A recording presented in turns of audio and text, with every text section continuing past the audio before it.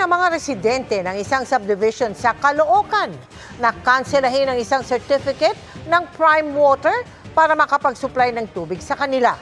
Nakatutok si Marie Zumali. May mga araw daw na tulad nito, walang tulo ng tubig sa gripo o kaya malabo, madilaw o marumi.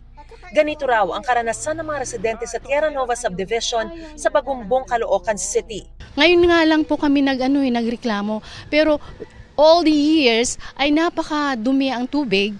Tinataasan pa nila kami sa sa magkano ang tubig ngayon, 98 per cubic meter. Kaya nga po, sana nga po ay mabigyan po ng hustisya po. Huwag gawing negosyo, serbisyo sa tao. Kanina nagpunta ang kinatawan ng kanilang Homeowners Association sa National Water Resources Board para maghain ng petisyon upang ipakansela ang Certificate of Public Convenience o CPC ng Prime Water na siya nagsusupply ng tubig sa Tierra Nova. Ang laman po ng petisyon namin is to cancel po yung service ng Prime Water dun po sa amin dahil po sa patuloy po na kawalan ng tubig, then mataas na bill po ng metro nila, and then yung regular po na interruption ng tubig and yung quality po ng tubig na nakukuha namin.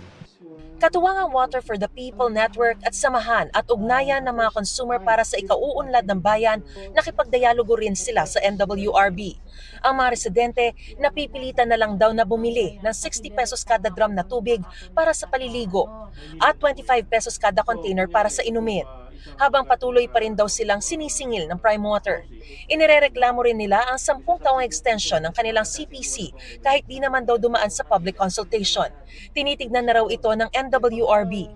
Sa isang text message, sinabi ng Prime Water na kumukuha lamang daw sila ng bulk supply o maramihang supply ng tubig mula sa Maynilad.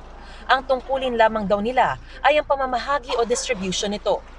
Ang solusyon daw ay pangunahing nakadepende sa supply ng tubig mula sa Maynilad.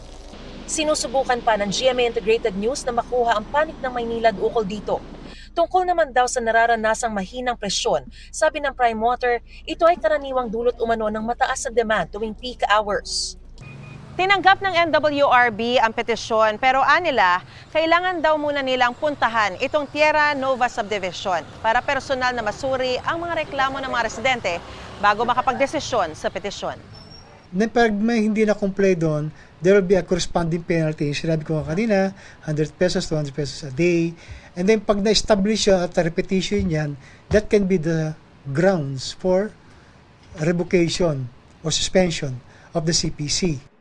May dapat din daw isaalang-alang. For example, kakansela nyo, paano yung tubig ng tao? Baka naman wala naman pwedeng mag-take over kaagad dyan. So, binabalanse rin naman ng board yung Para sa GMA Integrated News, Mariz Umali, nakatutok, 24 oras.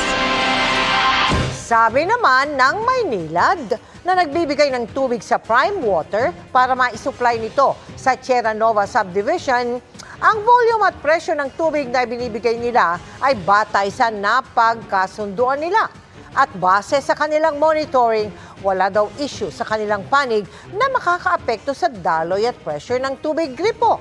Ang mismong distribution sa subdivision naman ay minamanage ng Prime Water.